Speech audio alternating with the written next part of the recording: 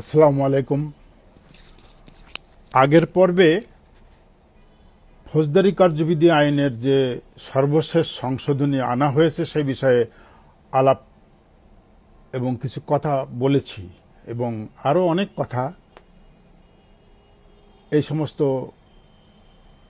সংস্কারই বলি আর অ্যামেন্ডমেন্ট বলি, এখনকার যে পরিস্থিতি, সেই যদি বলি যে সেই পুরনো পরিস্থিতির কোনো পরিবর্তন হচ্ছে না পুলিশের ক্ষেত্রে। ইনভেস্টিগেশনের বিষয়টি এবং পুলিশের যে সমস্ত নতুন নতুন আইন যেসব করা হয়, যেগুলোর ভিতরে পুলিশের কর্তব্য দায়িত্ব থাকে, সেগুলোর ভেতরে কেন যেন পুলিশকে আইনের ভেতরে আনার জন্য একটা প্রবণতা, এটা লক্ষ্য করা যাচ্ছে আজ থেকে নয়, বহু পুরনো থেকে। যেমন প্রথমে শুরু হয়েছিল 1982 সালে এরশাদ সাহেবের সময় আইন সংস্কার নিয়ে। সেখানে এর আগে আমি বলেছি অল্প যে সময় বেঁধে দেওয়া হয়েছিল 167 ধারা অ্যামেন্ডমেন্ট করে, এবং সেই সময়ের দেখা গেল যে 2 মাসের ভিতরে তদন্ত শেষ না হলে তদন্তকারী অফিসার এই কোর্টের বারান্দায় গিয়ে তারা ঘুরতো এবং টাইম এক্সটেনশন হতো। এটা নিয়েই তাদের ব্যস্ততা, তার কোনো একজন অফিসারের অনেক কাজ, সেই সমস্ত কাজের ভেতরে ইনভেস্টিগেশন, তারপরে তারা বিভিন্ন জেলায় যেয়ে সাক্ষী দিতে হয়। প্রতি মাসে যদি 3-4টা সাক্ষী পড়ে, তার যাওয়া আসা করতেই সময় যায় এবং অর্ধেক সময় তার চলে যায়। নতুন নতুন কেস তদন্তের ক্ষেত্রে তারও আরও বার্ডেন হয়। আর তো এমনি আইন শৃঙ্খলা এবং অন্যান্য যে সমস্ত থানার কাজ থাকে সেগুলো তো থাকলোই। তো এই সমস্ত জিনিসগুলো বিবেচনা কখনই করা হয়নি। এরপরে 93 সালে যখন 92-তে এসে যখন ওইটা আবার অ্যামেন্ডমেন্ট করে বন্ধ করা হলো, আবার সেই জিনিসটাই এবারের এই যে সংশোধনী করা হয়েছে, এবং 173 ধারা সিআরপিসির, সেখানে ওই একই ধাঁচে বলা হচ্ছে যে ওই সময় বেঁধে দেওয়ার মতো 2 মাসের ভিতরে তদন্ত শেষ করতে হবে, না হলে পরে ম্যাজিস্ট্রেটের কাছে দরখাস্ত দিয়ে তাকে স্যাটিসফাই করে তারপরে সময় নিতে হবে। সময় যে যিনি দিবেন ম্যাজিস্ট্রেট, দিলের পরে তারপরে যদি সেই সময়ের ভিতরে তদন্ত শেষ না হয় তখন উনি তদন্তকারী অফিসারকেই পাল্টাই দেবেন। পুলিশের অফিসার, সিনিয়র অফিসার বা তাদের কোনো তদারকিরও দরকার নেই, তাদের কোনো দায়িত্বও দরকার নেই। ব্যাপারটা এরকম আর কি। যাই হোক, এখন যেটা বলতে চাচ্ছি সেটা হলো এর একটা পিছনের ব্যাকগ্রাউন্ড আমি বলতে চাই, যে এই জিনিসটা কিভাবে আসলো, এই প্রবণতাটা। সেটা আমরা যদি আমি একটা আইনের কথাই বলি, আর এখানে আরেকটা জিনিস আমি বলবো যে পুরনো যে সমস্ত আইন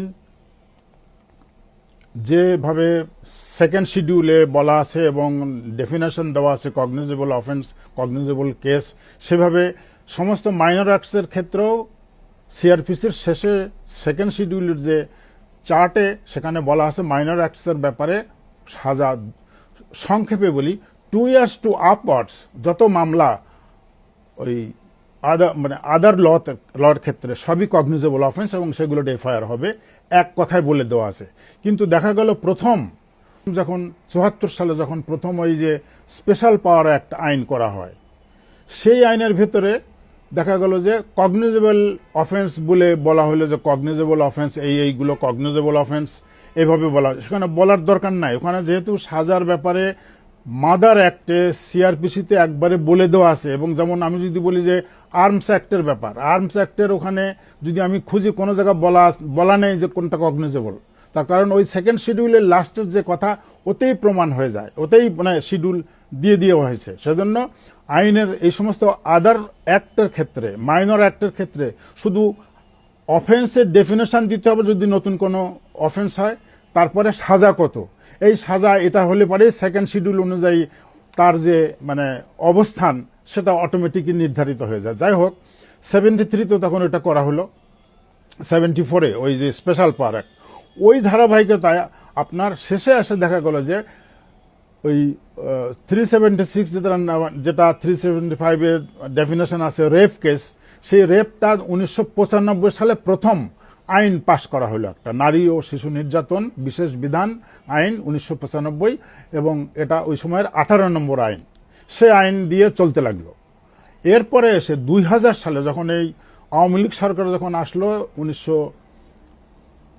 95 থেকে 2001 পর্যন্ত, এই সময়ের ভিতরে 2000 সালে এসে ওই আগের আইন, নারী শিশু নির্যাতন আইন একদম কমপ্লিটলি বাতিল করে দিয়ে নতুন করে এখনকার যে আইনটা নারী শিশু নির্যাতন আইন, এটা প্রবর্তন করা হলো। এবং এখানে প্রবর্তনের যে হলো, সেই সময়ের যে সংসদের যে আলোচনা, সেখানে আমি যে কথাটা বলতে চাই, 18 ধারা, এই আইনের এখন যেটা 18 ধারা, সেখানে বলা হয়েছিল যে, এবং সংসদে পাশও হলো, কি বলে যে তদন্তকারী অফিসার যদি কোনো গাফলতি করে এবং সেটা যদি মানে তখন জজ সাহেব বিচারের সময় তাকে তাৎক্ষণিকভাবে সাজা দিতে পারবে, এই কথা আইনে রেখে পাশ করা হলো সংসদে। এবং এটা নিয়ে তখন সংসদে খুব লম্বা গলায়, তখন স্বরাষ্ট্র মন্ত্রী হলো একজন কি বলে সেনাবাহিনীর মানে অবসরপ্রাপ্ত অফিসার, আবার যতদূর আমার মনে আছে তখন সংসদেও একজন পুলিশ অফিসার ছিলেন, এক্স পুলিশ অফিসার, উনিও মানে সংসদের একজন সদস্য। এ সমস্ত সত্ত্বেও পুলিশের বিষয়ে এইভাবে আইন পাশ করা হলো, সংসদে পাশ হয়ে গেল। তখন রাষ্ট্রপতি শাহাবুদ্দিন সাহেব তখন তার কাছে অ্যাসেন্টের জন্য আসলো। আসার পরে উনি তখন কি বললেন যে না, উনি সই করলেন না, এবং সই করলেন পরে, এবং সেখানে বললেন এইভাবে যে এখন যেভাবে আছে যে সেটা তদন্তকারী অফিসারের যদি কোনো গাফলতি বা কোনো রকম থাকে, তাহলে তার বিরুদ্ধে বিভাগীয় ব্যবস্থার জন্য আদালত লিখতে পারে। যদিও উনি এই জিনিসটা তখন লিখলেন, কিন্তু এটা কিন্তু পিআরবি রুলের ভেতরে অলরেডি ব্রিটিশ পিরিয়ডের সেই পিআরবিতে আছে। এইগুলা যদি কোর্ট কোনো অবজারভেশন দেয়, সেগুলোর ব্যাপারে তো অ্যাকশন হবে। তবুও আইনে এই ব্যাপারটা ওইভাবে সাথে রয়ে গেল। আচ্ছা, এটা হলো 2000 সালের আইন।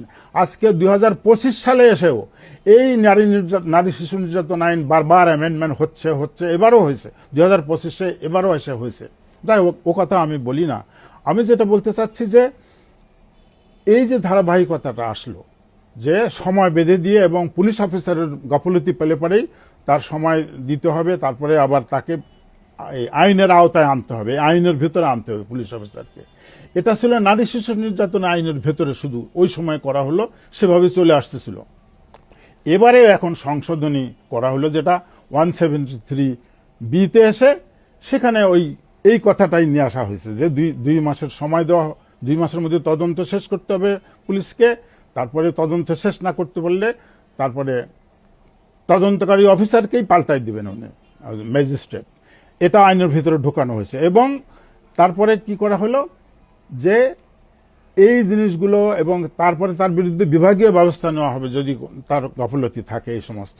তো এটা আইনের ভিতরে সেই যে ট্র্যাডিশনালি ঢুকায় নেওয়া হয়েছে, যে সেই জিনিসটা এই এখন মেজর অ্যাক্টের ভেতরে নেওয়া হলো, যে সমস্ত মামলার ক্ষেত্রে, যেটা নারী শিশু নির্যাতনের ভিতরে রয়েছিল ট্রাইব্যুনালের ভেতরে, এখন সেটাকে সমস্ত মামলার ক্ষেত্রে পুলিশের এই জিনিসটা নিয়ে আসা হলো, যে তাদের যদি কোনো গাফলতি পাওয়া হয় তাহলে তার বিরুদ্ধে বিভাগীয় ব্যবস্থা হবে। বিভাগীয় ব্যবস্থা তো এটা সিনিয়র অফিসার, এবং তার জন্য তো অন্য অফিসার, অন্য যে সরকারের যে সমস্ত অফিসার আছে বা কর্মচারী আছে, তাদের যেভাবে হয় সেই সমস্ত আইনে তো পুলিশেরও হবে, সেইভাবেই একই নিয়ম।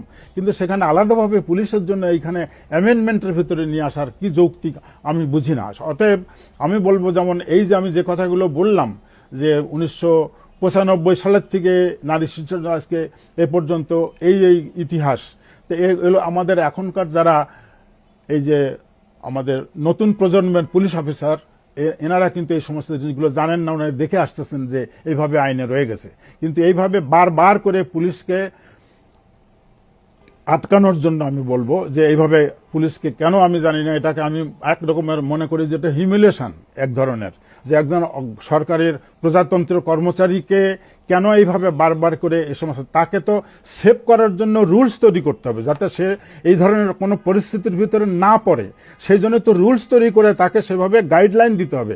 সেই সমস্ত রুলস বানানোর কোনো সুযোগ নাই, মানে তৎপরতা নাই। সেখানে তাকে আটকানোর জন্য যত সমস্ত আইনের যে প্যাঁচ ঘোষ এগুলো আনা হচ্ছে, এটা আমি বলবো যে এটা সামনের যে সমস্ত পুলিশ অফিসার যারা, তাদের কাজের ক্ষেত্রে খুব বাধার সৃষ্টি হবে, এবং এক ধরনের নিয়ন্ত্রণ, এটা পুলিশ ফাংশনারিকে নিয়ন্ত্রণ করার যা নাকি আইন বিরুদ্ধ, ওই যে বলেছি আমি পুলিশ অ্যাক্টের সেকশন 3-র পুরাপুরি বিরুদ্ধ এগুলা।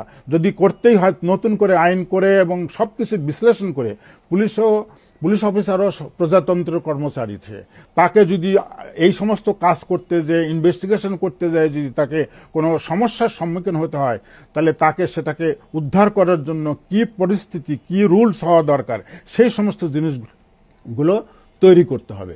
আমি অনুরোধ করব সেইভাবে জিনিসগুলো হওয়া উচিত। এরকমভাবে পুলিশের ফল্ট খোঁজার জন্য এরকম সংস্কার, এরকম কি বলে অ্যামেন্ডমেন্ট থেকে আমাদেরকে বিরত থাকতে হবে। এটুকুই বলে আজকের মতো আমি শেষ করব। এর পরবর্তীতে আরো আলোচনা আছে। অনেক ধন্যবাদ।